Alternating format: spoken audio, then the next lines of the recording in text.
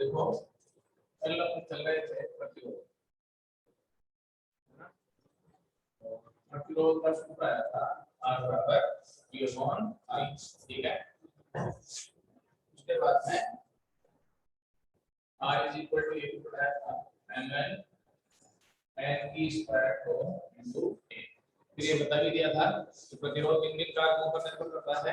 एक तो लंबाई, क्षेत्रफल, मतलब ज्यामिति, तापमान पर और पदार्थ की प्रकृति पर निर्भर करता है।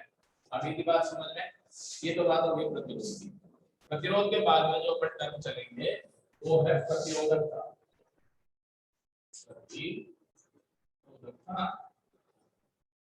या फिर इसका दूसरा नाम है विशिष्ट प्रतिरोध। नाम सुना ही होगा, कहीं आता है। ये रो से दर्शाया जाता है, विशिष्ट प्रतिरोध है तो रो से दर्शाया जाता है।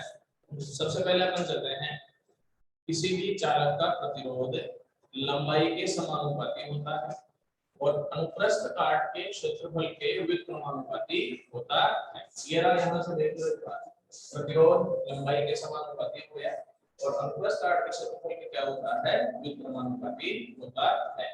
तो अपन ये लिख सकते हैं R समानुपाती L और R समानुपाती 1/a। क्षेत्रफल ज्यादा होगा, प्रतिरोध घटेगा, इसीलिए एक मोटा तार है, एक पतला तार है, तो पतले तार का प्रतिरोध ज्यादा होगा और मोटे तार का प्रतिरोध क्या होगा, कम होगा। क्योंकि मोटे तार के लिए क्षेत्रफल ज्यादा हो गया कि नहीं हो गया, क्षेत्रफल ज्यादा हो जाएगा तो प्रतिरोध में क्या आ जाएगी, कमी। तो हमेशा ध्यान रखना कि पतले तार का प्रतिरोध ज्यादा होता है और मोटे तार का प्रतिरोध कम होता है। इसके बाद में अपन चलें, इन दोनों को अगर एक साथ ले लें, R समानुपाती क्या हो जाएगा, L अपॉन A हो जाएगा और ये लिखा जा सकता है R बराबर रो L अपॉन A, जहां पर रो बराबर रो समानुपाती स्थिरांक होता है, बनने के समानुपाती स्थिरांक है और इसे विशिष्ट प्रतिरोध कहते हैं। विशिष्ट प्रतिरोध कहते हैं। अब आ जाए रो का मान निकालना है, मात्रा वगैरह, तो देखो रो बराबर ये लिखा जा सकता है, इस पे गणना करते हैं। R A अपॉन क्या हो जाएगा, L हो जाएगा। इसका मात्रक ओम, इसका मात्रक मीटर स्क्वायर, ये मीटर हो जाएगा। तो मात्रक जो बनेगा ओम मीटर स्क्वायर मीटर, मीटर से मीटर कैंसिल हो जाएगा, तो मात्रक हो गया ओम इनटू मीटर, क्या हो जाएगा, ओम इनटू मीटर। विमेय सूत्र अगर निकालना हो तो पहले V अपॉन I होता है इसका, तो वोल्ट प्रति एम्पियर इनटू क्या आएगा, मीटर। अब एक बात देखो, विभव का ध्रुव कूलम होता है, m1 l2 t-3 k-1 हो गया अपॉन एम्पियर का a1 होता है, मीटर का l1 होता है।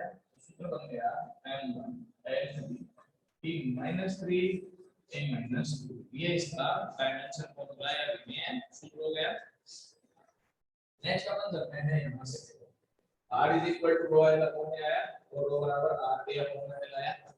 अब आते हैं इसकी परिभाषा देते हैं, तो rho is equal to R A upon L। मान लो कि L बराबर 1 मीटर हुआ है, क्षेत्रफल भी A मीटर स्क्वायर है, पर रो किसके बराबर हो जाएगा, R के बराबर हो जाएगा। अब अपन शुरुआत करते हैं, देखो यहां से यदि 1 मीटर लंबा था, 1 मीटर लंबा तार हो जिसके अनुप्रस्थ काट का क्षेत्रफल कितना हो, 1 मीटर स्क्वायर, तो इकाई लंबाई और इकाई अनुप्रस्थ काट क्षेत्रफल के चालक का प्रतिरोध उसके विशिष्ट प्रतिरोध के बराबर होता है। इकाई लंबाई, इकाई क्षेत्रफल के तार का प्रतिरोध किसके बराबर होता है, उसके विशिष्ट प्रतिरोध के बराबर होता है। ये हो गया। आगे अपन चलते हैं कि विशिष्ट प्रतिरोध किस किस पर निर्भर करता है वो निकालना है। वो यहां से देखते हैं, देखो एक बार अपन ये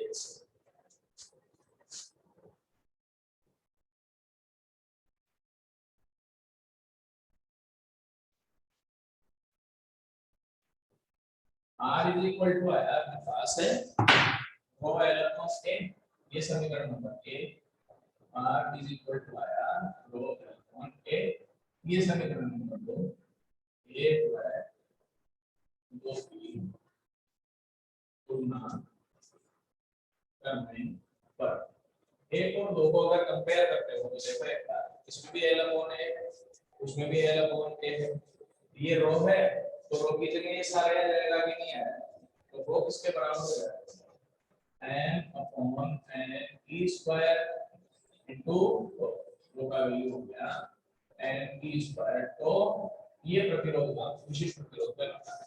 तो अब एक चीज देखते हैं, देखो प्रतिरोध में तो ये आता है रो एल अपॉन ए और ये सूत्र भी आया L n e square into a आया था। फिर मैंने ये भी बताया था कि प्रतिरोध का मान तो लंबाई और क्षेत्रफल पर निर्भर करता है, लेकिन यहाँ से देखो विशिष्ट प्रतिरोध का मान लंबाई और क्षेत्रफल पर निर्भर नहीं करता। विशिष्ट प्रतिरोध का मान लंबाई और क्षेत्रफल पर निर्भर नहीं करता है, क्योंकि प्रतिरोध का मान लंबाई और क्षेत्रफल दोनों पर भी निर्भर करता है। आ गया दोनों में अंतर समझ में।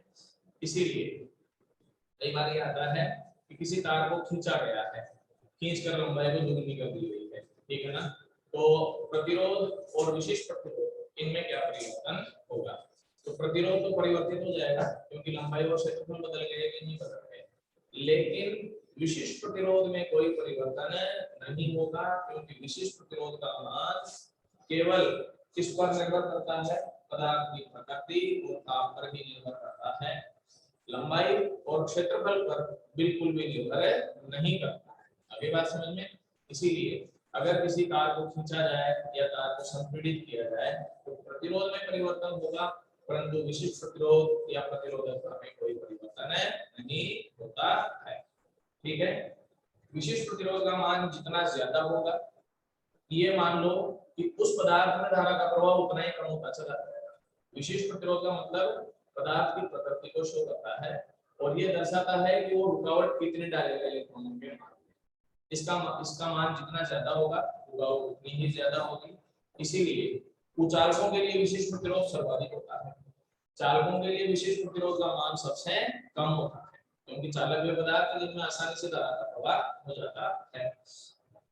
चालकों में भी सबसे कम विशिष्ट प्रतिरोध जो होता है वो चांदी का होता है, इसीलिए चांदी सबसे बढ़िया चालक मानी जाती है। चांदी के बाद में सेकंड नंबर जो आता है कॉपर आएगा, फिर आएगा तीसरे नंबर पर जो आएगा वो एल्यूमीनियम आएगा। आगे बात समझ में। अब ये चीजें जो है ना पदार्थ की प्रकृति हो गई कि नहीं होगी, चांदी में मुक्त इलेक्ट्रॉन सबसे ज्यादा होते हैं, सेकंड नंबर पर फिर कॉपर आ जाएगा, फिर एल्यूमीनियम आ जाएगा। मामला क्लियर है। ये भी आ गया कि किस पे डिपेंड करता है और कैसे निर्भर करता है। अब इसी में एक चीज और बता देता हूँ, जैसे एक तार है, इसकी लंबाई कितनी है, इसको खींच लिया आपने, ठीक है, और खींच के इसकी नई लंबाई जो है ना n गुना कर दिया, nl कर दिया, लंबाई को कितना गुना कर दिया हमने, n गुना कर दिया, तो nl हो गया कि नहीं हो गया।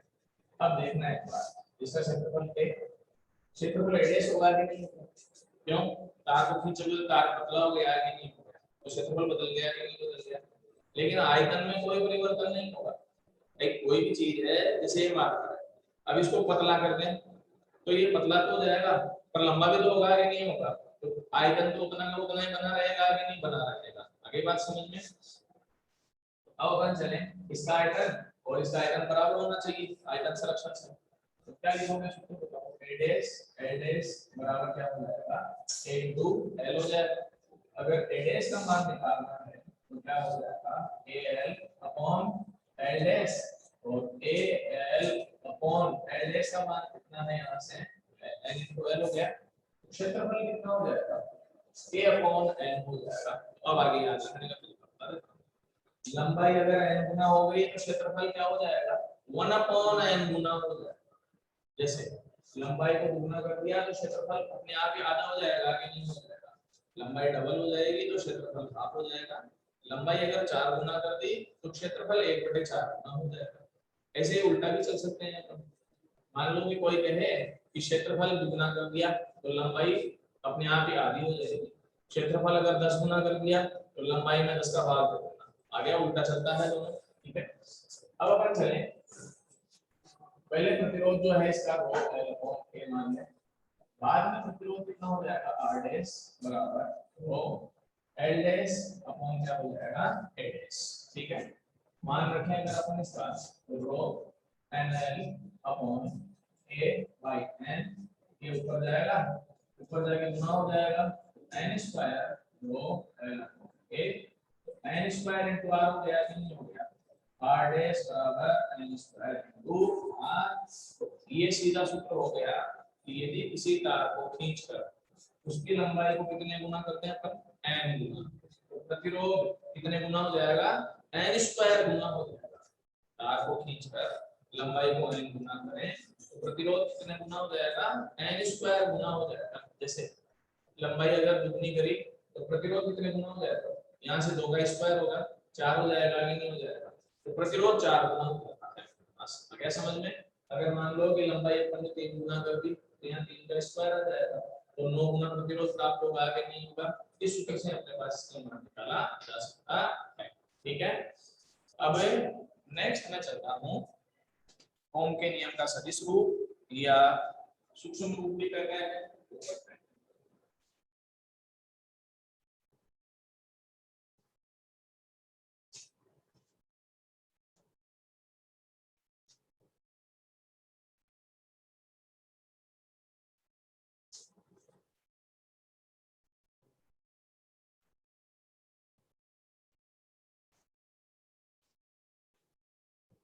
नेक्स्ट है ओम के नियम का सदिश रूप।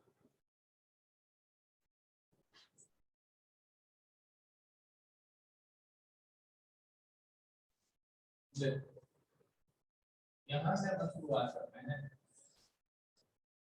धारा सूत्र पढ़ाया था जे बराबर एन दिया है धारा, और उसमें अपवर्ड वेग का संबंध पढ़ाया था आई बराबर एन डी, धारा का निकाला था तो जे बराबर क्या आया था एन डी वी, और वीडी का ये मान अपन जानते हैं वीडी ई टॉप अपॉन एन, तो ई इस क्षेत्र में इसका संबंध हो गया रखने पर अगर ये इसमें रखते हो जे बराबर N D E top upon N, तो ये हो जाएगा, और z is equal to n e square upon n into d हो जाएगा, और z बराबर सिग्मा e, z बराबर सिग्मा e ये वेक्टर फॉर्म में लिखा जा सकता है, जहां पर देखो सिग्मा बराबर क्या माना है हमने n e square upon n, sigma बराबर क्या माना है हमने n e square upon n, इसे विशिष्ट इसे चालकता कहते हैं, चालकता कहते हैं। देखो भाई अब एक चीज बता देता हूँ मैं, केमिस्ट्री में जो है ना इसको विशिष्ट चालकता कहते हैं। केमिस्ट्री में इसको क्या कहते हैं विशिष्ट चालकता कहा जाता है।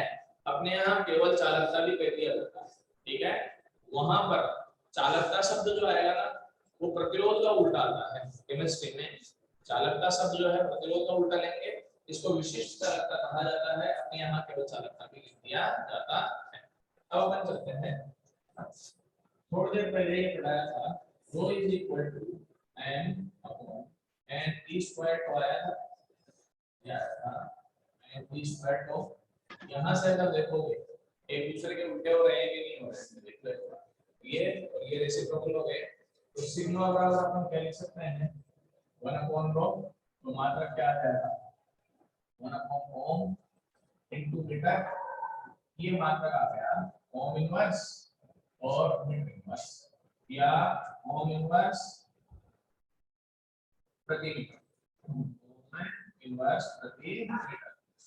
ओम इनवर्स आ गया समझ में, ऊपर ले गए मीटर इनवर्स आ गया 1 अपॉन ओम, मतलब ओम इनवर्स को साइन अंश भी बोलते हैं, तो साइन अंश मीटर इनवर्स लिखा जाता है, ये है साइन अंश।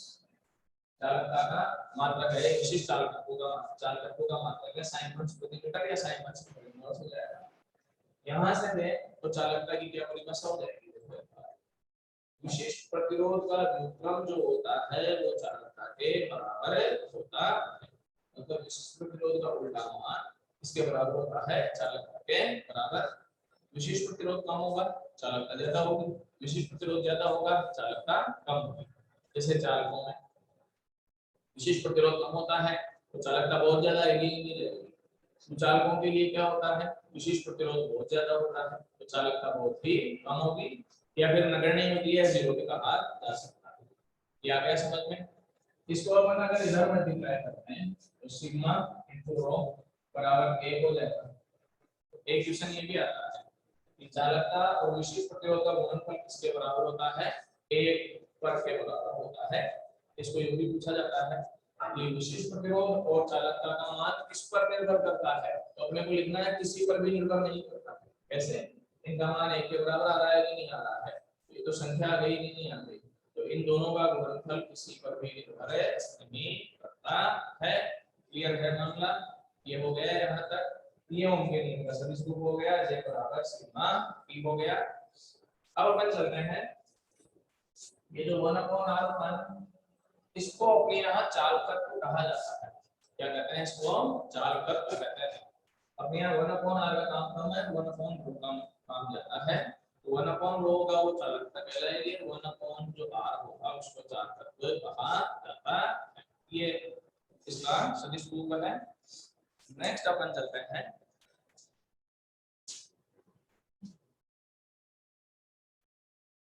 प्रतिरोधकता क्या पदार्थ का होती है।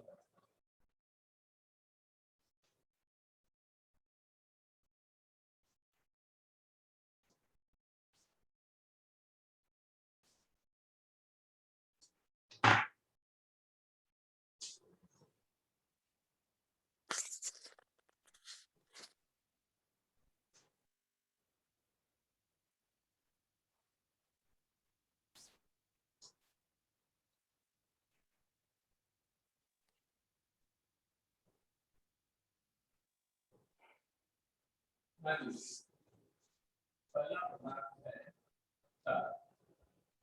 कंडक्टर, उसके बाद में सेकंड है चालक, ये इंसुलेटर, तीसरे जो है वो है अर्धचालक, सेमीकंडक्टर। वैसे जो है ना ये जानते भी थोड़ा बहुत इनके बारे में। सबसे पहले आ जाओ चालक। चालक वे पदार्थ हैं जिनमें आसानी से धारा हवा हो जाता है, क्योंकि इनमें काफी अधिक संख्या में मुक्त इलेक्ट्रॉन पाए जाते हैं। तो पहले तो परिभाषा हो गई चालकों की, क्यों होता है धारा का प्रवाह अधिक, क्योंकि मुक्त इलेक्ट्रॉन काफी अधिक संख्या में पाए जाते हैं। उसके बाद क्या कर सकते हैं, इनका विशिष्ट वो जो होता है 10⁻⁻⁶ ओम से 10⁻⁻8 ओम तक होता है। इनके विशिष्ट प्रतिरोध का मान बहुत कम होता है, कितना होता है 10⁻⁻6 ओम से 10⁻⁸ ओम तक होता है। अब देखो भाई मैं तुम लोगों को पहले ही कोई कंफ्यूजन हो तो क्लियर कर देता हूँ। कुछ किताबों में इससे अलग मान भी मिल सकता है, केमिस्ट्री में भी थोड़ा अलग मिल सकता है, फिजिक्स की 5 किताबें हैं उनमें भी थोड़ा बहुत वेरिएशन आ सकता है। उसका कारण भी बता देता हूँ। देखो ये लगभग है, कुछ चालक ऐसे होंगे जिनका विशिष्ट प्रतिरोध 10⁻⁻6 से भी मतलब 10⁻⁻5 भी हो सकता है।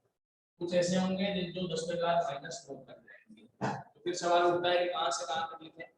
ये जो रेंज लिखी है ना मैंने, ये एनसीईआरटी के बेस पे लिखी है। ये यूं मान लो कि अधिकतम चालकों का विशिष्ट प्रतिरोध इनके बीच में होगा, मतलब 90% चालकों का प्रतिरोध किसके बीच में होगा, इनके बीच में चलता है।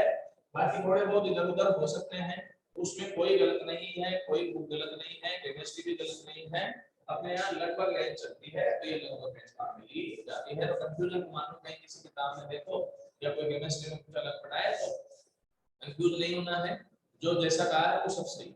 ये तो बात हो गई। आगे अपन एक और चीज चलते हैं, इसमें एग्जाम में जो है ना विशेष प्रतिरोध भी पूछ लिया जाता है, प्रतिरोधकता वो विशेष प्रतिरोध पूछ सकते हैं और चालकता भी पूछी जा सकती है। दोनों चीजें याद रखने के बजाय एक चीज याद रखना ज्यादा ठीक होता है, उसका कारण भी है। दो चीजें याद रखोगे तो प्लस माइनस का कंफ्यूजन हो जाएगा। सबसे बढ़िया है कि विशिष्ट प्रतिरोध याद रख लिया जाए। चालकता निकालनी है तो 1 कर दो आंसर आ जाएगा। जैसे इसकी चालकता निकालनी है तो कितना आ जाएगा, चालकता का 1 करोगे तो 10 पे का 6 मात्रा में उल्टे करो, ohm inverse mid inverse same 10 पे का 8 ओम इनवर्स मिड इनवर्स का फिर होता है। कोशिश ये करो कि इनमें से एक ही चीज याद रखो, ज्यादा बढ़िया है विशिष्ट प्रतिरोध याद रखो।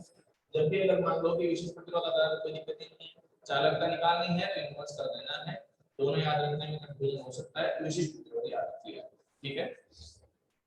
उसके बाद में आ जाए भाई चालक, है ना। उदाहरण क्या है चालकों का, चालकों का उदाहरण है नियत तापमान पर सभी धातु। चालकों का उदाहरण क्या है, नियत तापमान पर सभी धातु। जितनी भी धातुएं हैं वो किसका उदाहरण है, चालकों का उदाहरण होती है। चार धातुएं जानते हो, सोना चांदी सीसा जस्ता लोहा तांबा सोडियम मैग्नीशियम पारा, ये सारे इसका उदाहरण है।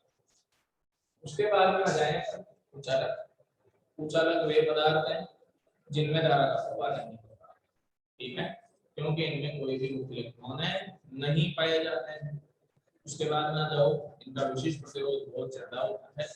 इनका विशिष्ट प्रतिरोध है 10⁻12 ओम मीटर से 10⁻16 ओम मीटर तक होता है।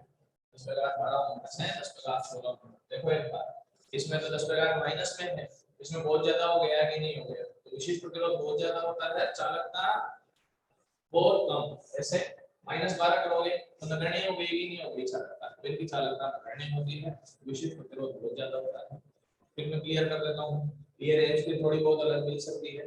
मैं खुद एक उदाहरण बता देता हूँ, सर्वाधिक कुचालक जो पदार्थ है ना, सर्वाधिक कुचालक सबसे बड़ा कुचालक माना जाता है वो अंबर नाम का एक पदार्थ है, और इसका विशिष्ट प्रतिरोध होता है 10⁻22 ओम मीटर।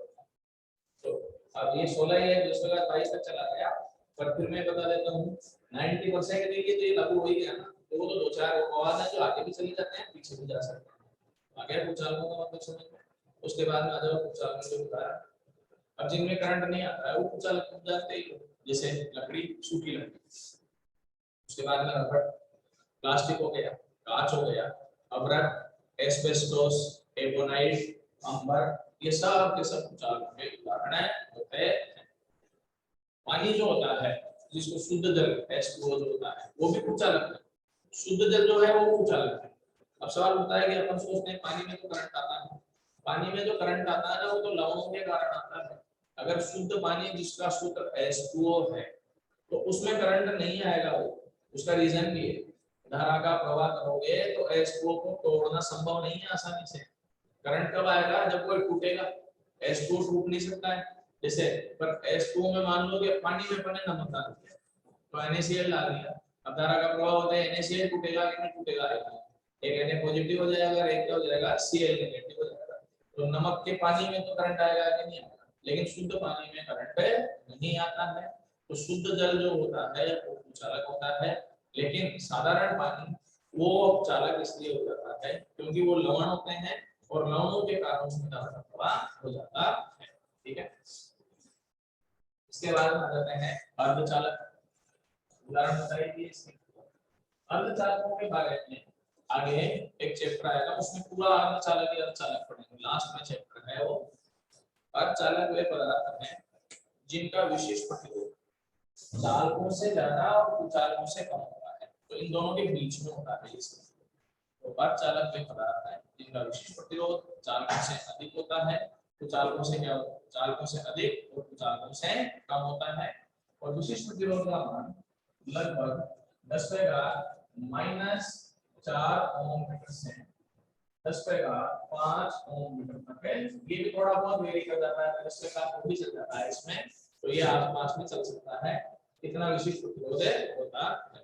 इसका उदाहरण ज्यादा डिटेल से आगे बढ़ेंगे, नाम तो सिलिकॉन एंड जर्मेनियम। सिलिकॉन और जर्मेनियम जो एग्जांपल है वो किसका है, अच्छा का उदाहरण है। अब अपन नेक्स्ट करेंगे प्रतिरोधकता का प्रभाव।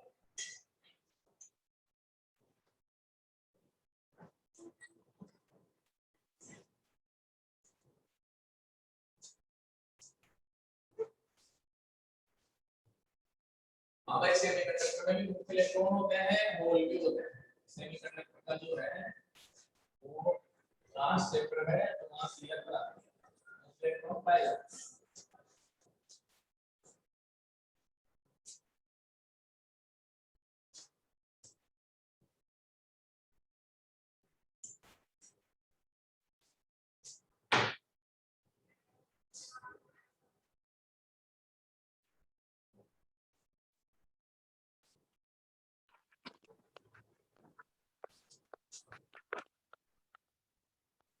प्रतिरोधकता पर तापमान प्रभाव ये कैसे डिपेंड करता है वो बताना है। सबसे पहले आता है चार नंबर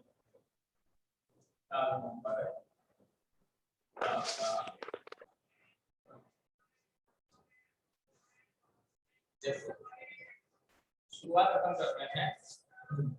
चालक पदार्थों में तापमान बढ़ाने पर प्रतिरोध में भी वृद्धि होती है।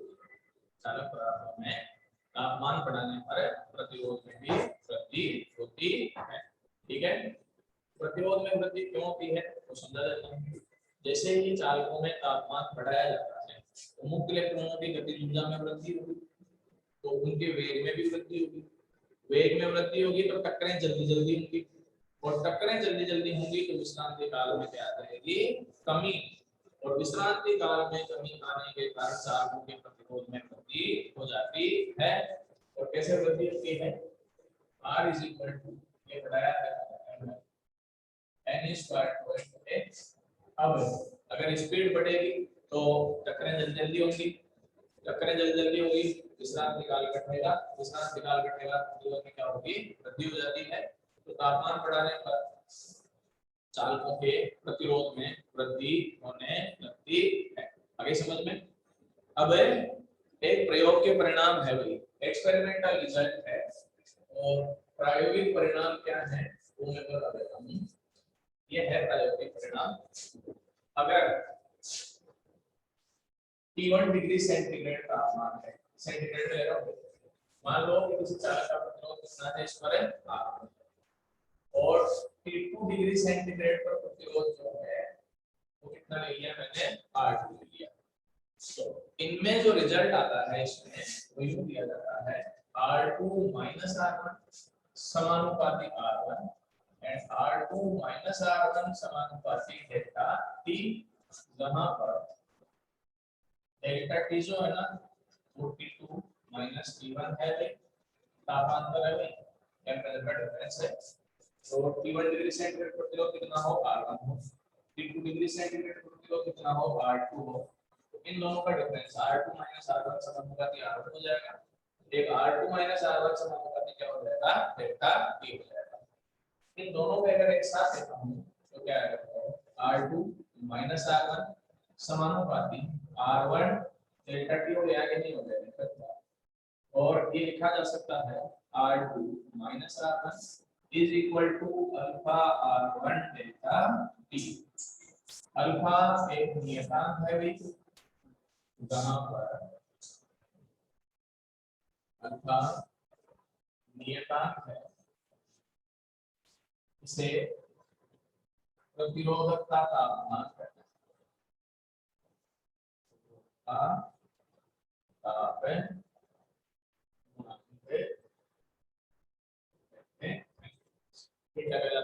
प्रतिरोधकता तापमान कहलाता है। इसका मात्रक वगैरह मान वगैरह निकालना है। अल्फा बराबर क्या है, R2 R1 R1 into delta T हो गया। देखो ये इसको इससे डिवाइड कर दिया, मात्रक निकालना है। इन दोनों का अंतर ओम हो जाएगा, ये भी ओम हो जाएगा, ओम से ओम कट गया कि नहीं कट गया, तो मात्रक बचा प्रति डिग्री सेंटीग्रेड। क्या मात्रक बचेगा इसका, प्रति डिग्री सेंटीग्रेड। और अगर केल्विन में लेते हो तो केल्विन इनवर्स हो जाएगा, ऐसे भी ले सकते हैं। नेक्स्ट अपन करते हैं इसकी परिभाषा, आगे अभी मैं बताऊंगा। चालकों के लिए ये जो अल्फा आया मतलब प्रतिरोधक का तापमान आया, इसका मान धनात्मक होता है। चालकों के लिए इसका मान क्या होता है, धनात्मक होता है। इसका मतलब ये है कि चालकों का तापमान बढ़ाने पर उनके प्रतिरोध में भी क्या होने लगती है, वृद्धि होने लगती है। मतलब ये है कि जिन पदार्थों के लिए इसका मान धनात्मक होगा उनके लिए ताप बढ़ाओगे तो प्रतिरोधकता भी बढ़ेगी, और जिनके लिए ऋणात्मक होगा तो ताप बढ़ाने पर प्रतिरोध में क्या आ जाएगी, कमी। ये अल्फा इस बात को शो करता है। अगर अल्फा का मान पॉजिटिव है, इसका मतलब है कि टेम्परेचर बढ़ाया तो प्रतिरोध भी बढ़ेगा। अल्फा का मान नेगेटिव है तो टेम्परेचर बढ़ाया लेकिन प्रतिरोध क्या हो जाएगा, घटने लगेगा। आगे अपन चलें, इसको इस साइड में ले लें, इसको इस साइड में लेने के लिए हो जाएगा R2 is equal to alpha R1 delta T plus क्या हो जाएगा, R1 हो जाएगा डेल्टा इस साइड में लेके। ये जो सूत्र है ना, y बराबर mx प्लस c के समान है, सरल रेखा का समीकरण है। c तो किसके बराबर हो जाएगा, R1 के बराबर हो जाएगा। अगर अपन x अक्ष पर ले लें डेल्टा T को तो c R1 के बराबर हो जाएगा, y अक्ष पर ले लें R2 को, इस ग्राफ का ढाल जो होगा वो किसके बराबर हो जाएगा, अल्फा R1 के बराबर हो जाएगा। देखो ग्राफ का ढाल c जो होगा वो किसके बराबर हो जाएगा, R1 के बराबर हो जाएगा।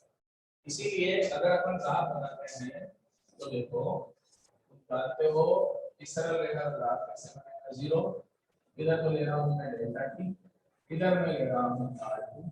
अब हम पूरा करते हैं ग्राफ, शुरुआत का सबसे तरीका बता रहा हूं। वैसे तो डायरेक्ट क्या आना चाहिए था, और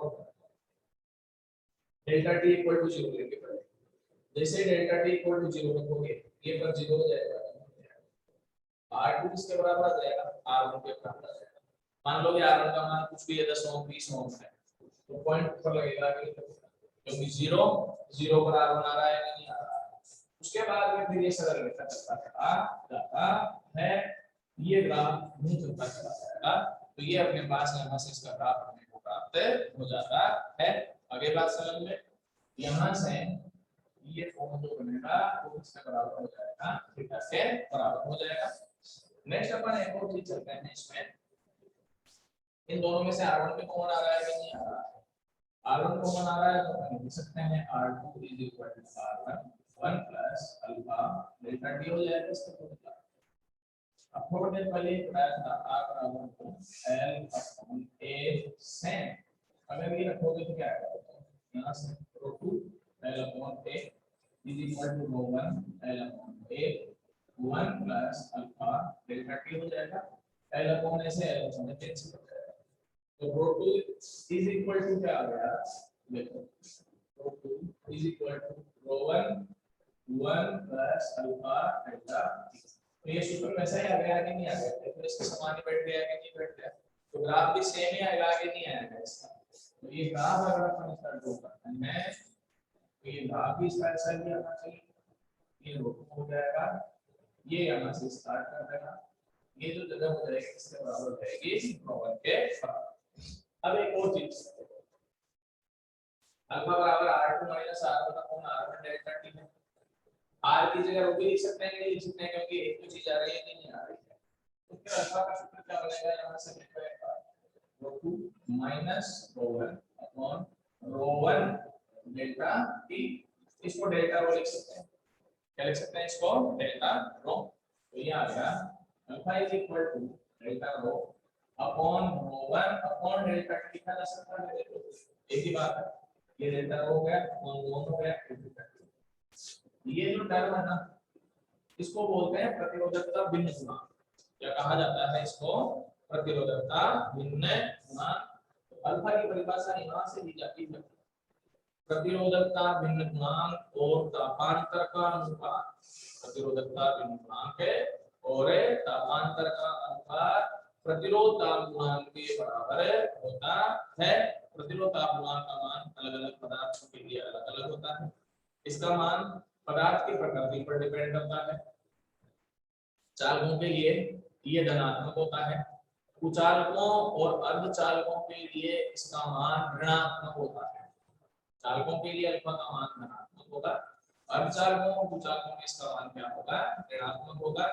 इसीलिए चालकों में तो तापमान बढ़ाने पर प्रतिरोध बढ़ेगा, कुचालकों और अर्धचालकों में तापमान में वृद्धि करने पर प्रतिरोध में कमी आने लगती है।